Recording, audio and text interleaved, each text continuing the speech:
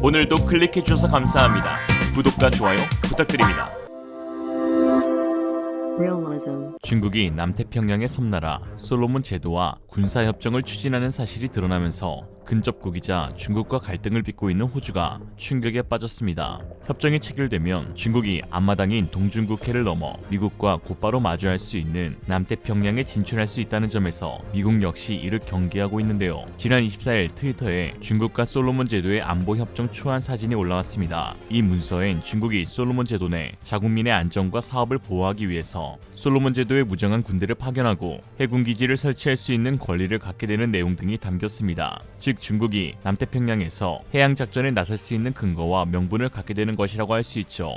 호주 입장에서는 좌로는 인도네시아에 우로는 솔로몬 제도 내 중국군에 막혀 둘러싸인 형국입니다. 이에 다음날 25일 호주 정부는 마리스 페인 외무부 장관 명의의 성명을 통해 공식적인 우려 입장을 밝혔습니다. 페인 장관은 우리는 정기적으로 정중하게 솔로몬 제도 정부에 우려사항을 제기했다며 우리 지역의 안전과 안보를 훼손하는 모든 행동에 대해 특히 우려한다고 밝혔죠. 한마디로 중국 끄지라. 솔로몬 제도는 현재 유일하게 호주와 안보협정을 맺고 있는 상태였습니다. 그러나 이번 중국과 솔로몬 제도의 협정은 솔로몬 제도가 호주와 맺은 안보협정과 비교하면 훨씬 더 광범위하고 더 적극적인 군사 개입을 허용하고 있습니다. 호주의 군사 배치는 주로 평화 유지와 관련이 있으며 요청이 있을 경우에만 솔로몬 제도에 군대를 파견할 수 있는 반면 중국은 자국민의 안전을 위해서 중국의 판단 하에 군대를 파견할 수 있도록 하고 있습니다. 중국인이 개에 물렸다는 핑계로도 군대가 들어올 수 있는 것이죠. 소가발의 솔로몬 제도 총리는 아직 협정 초안이며 자세한 내용은 밝히지 않을 것이라는 말과 함께 우리는 강대국의 패권 경쟁에 관심이 없고 태평양 열도 국가들은 누구의 편도 선택하지 않을 것이라고 밝혔지만 소가발의 총리가 중국의 1대1로에 참여하기 위해 대만과 단교하는 등 그 누구보다도 패권 경쟁에 관심이 많은 친중 인사라는 점은 자명한 사실입니다. 이에 군사 전문가들은 중국의 솔로몬 제도 군사기지와는 미국, 영국, 호주의 동맹연합체인 오커스를 겨냥한 것이라고 분석하고 있습니다.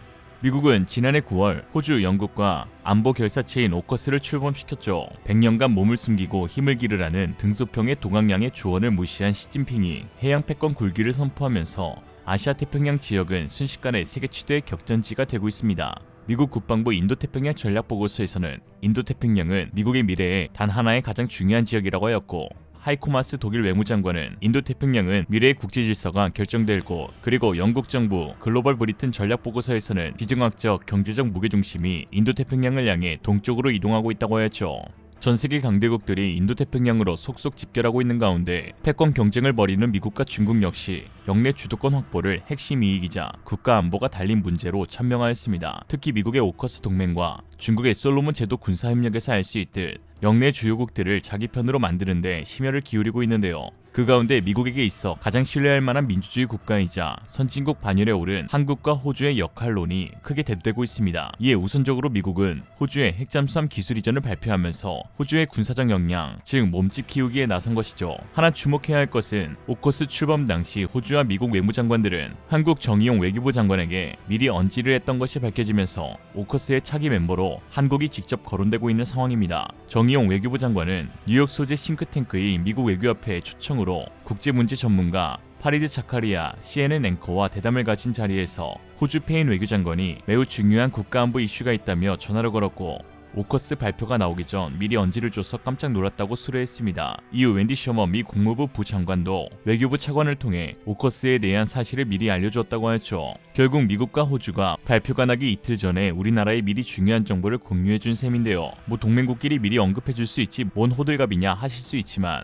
당시 프랑스 마크롱 대통령은 이런 중요한 사안을 호주 뉴스를 통해 보고 알았다며 미국으로부터 뒤통수를 맞았다고 크게 분노한 바 있습니다. 프랑스는 심지어 호주와 잠수함 도입 사업을 추진하고 있었는데도 말이죠. 사실 딱히 먼저 알아서 엄청난 득을 본 것도 아닌 한국에게 미국과 호주 양국이 미리 협의체 구성 언급을 해준 데 한국의 오커스 차기 멤버설이 유력해지고 있는 상황입니다. 사실 한국의 오커스 가입 요구는 호주 내에서도 나오고 있는 아이러니한 상황인데요. 한국의 가입을 통해 호주에게로 쏠린 중국의 견제 시도를 분산시키겠다는 전략인 것으로 보입니다. 지정학적 위치에서 중국과 호주는 다른 오커스 동맹인 미국과 영국에 비해 근접하여 있어 잦은 군사적, 경제적 마찰을 불러올 수 있으며 심지어 중국이 최근 솔로몬 제도를 군사기지화할 것을 밝히면서 호주가 크게 우려하고 있는 상황입니다. 호주 국립대학 국제외교학과 톰 스컬리 교수는 오커스 동맹의 지리적 거리감은 중국의 위협에 신속히 대응할 수 없는 약점이 있다. 호주에게 쏠리고 있는 중국의 견제를 분산시킬 필요가 있다. 한국은 세계 8번째 잠수함 수출국이자 세계 7번째 SLBM 기술을 가진 나라로 동맹 구축에 큰 도움이 될 것이다라고 하였죠. 오커스가 출범한 당시 핵심 내용은 미국의 기술 이전으로 인한 호주의 핵잠수함 보유였다는 것에서 알 수 있듯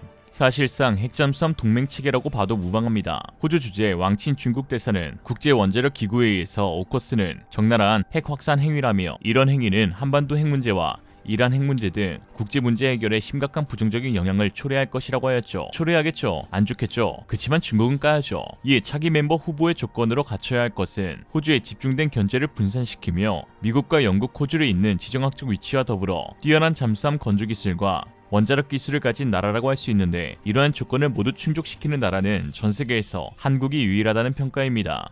최근 핵무기 배치에 혈안이 되어 있는 일본도 오커스 가입을 통해 핵잠수함 도입을 원하는 눈치이지만 사실상 불가능에 가깝다는 것이 전문가들의 공통된 의견인데요. 일본은 후쿠시마 원전 사고로 인해 핵 개발에 관한 국제사회의 비판에서 자유롭지 못하고 자국 내에서도 원전에 대한 불안의 목소리가 높아짐에 따라 원전 기술력이 쇠퇴하고 있는 상황입니다. 또한 군사동맹이라는 말이 무색하게 일본은 전범국으로 미국, 영국, 호주를 모두 침공했던 나라입니다. 낯짝 두꺼운 건 종특 같아요.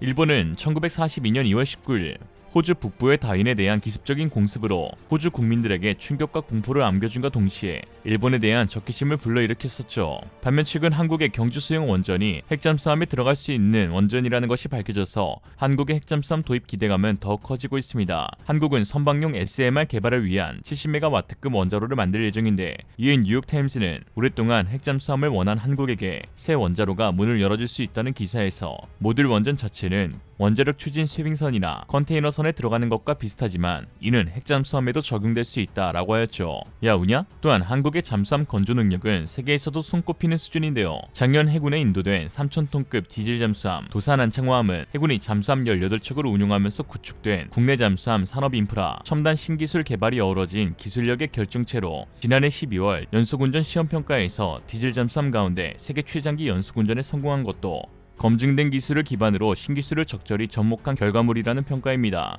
호주의 콜린스급, 스페인의 S-70 잠수함이 건조 및 운영 과정에서 많은 결함이 발생해 국가적 논란을 빚은 것과 대조적이죠.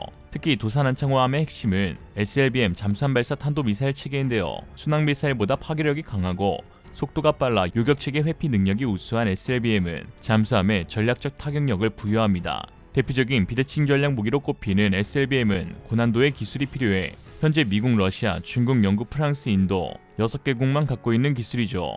한국 제외 핵 보유국으로 구성되어 있다는 점이 눈길이 갑니다. 이쯤 되면 사실 우리도 핵 가지고 있는 거 아니냐고. 6.25 전쟁 발발 당시 가장 먼저 참전을 결정했던 세 국가 미국, 영국, 호주는 한국의 전통적인 우방으로 최근 한국과 호주와의 방산 협력이 크게 늘어나고 있는 점을 주목할 만합니다. 호주는 한국의 세계 최고 명품 자주포인 K9 30문과 KTN 탄약 운반 장갑차 15대를 1조 원을 들여 도입하기로 했는데요. 여기에 하나디펜스가 개발한 차세대 보병전투 장갑차 레드백이 호주 궤도형 장갑차 도입 사업에 최종 2개 후보 장비로 선정됐으며 올해 상반기 우선 협상 대상자 선정을 앞두고 있습니다. 미국은 1958년 영국에 핵잠수함 추진 기술을 공유한 이래 외국에 핵잠수함 기술을 넘겨준 사례가 없었지만 중국의 호주에 대한 군사적 위협이 거세짐에 따라 예외적으로 핵잠수함을 용인한 것처럼 미국이 이제 우리나라의 핵잠수함 개발에도 과거와 달리 전향적인 태도를 보일 가능성이 커진 것 아니냐는 관측이 나오고 있습니다. 브라이언 클락 미국 허드슨 연구소 선임연구원은 한국의 오커스 모델 적용 화상 토론회에서 북한 잠수함 위협에 대비하기 위한 한국의 핵잠수함 도입은 불필요하다고 지적했었는데요. 그러나 바꿔 말하면 북한이 아닌 중국에 대비하기 위해서라면 한국의 핵잠수함 도입은 불가피하다고 말할 수 있습니다. 북한이야 뭐 핵잠수함 뜰 것도 없이 한국 디젤 잠수함으로도 충분히 초토화낼 수 있고 실질적으로 아시아 태평양 해역 내에 위협이 되는 것은 바로 중국이기 때문입니다. 차기 정부가 다른 건 몰라도 중국 견제라는 스탠스 하나는 확고한 상황이라 동맹국과의 협력을 중시하는 미국 바이든과의 협상에서 좋은 소식을 가져오기를 기대하고 있는 상황입니다. 이런 걸 보고 중대한대라고 하죠. 중국이 대들수록 한국이 대박난다. 알고 보니 엑스맨 시진핑에게 고맙다는 말로 마치겠습니다. 고맙다 시진핑. 시진핑 스파시바. 스파시바 시진핑. 으시바. 이상으로 리얼리즘이었습니다. 여러분의 생각은 어떠신가요? 현명하고 지혜로운 여러분의 의견을 지금 댓글에 남겨주세요. 감사합니다.